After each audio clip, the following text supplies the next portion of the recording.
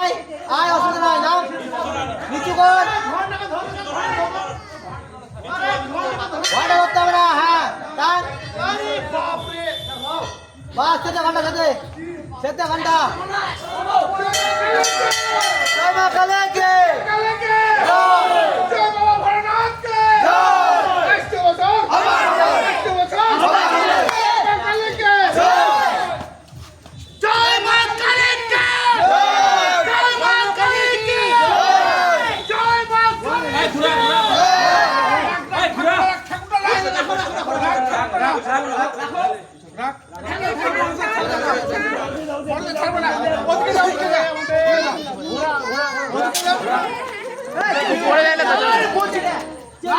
বারবার বলছি কথা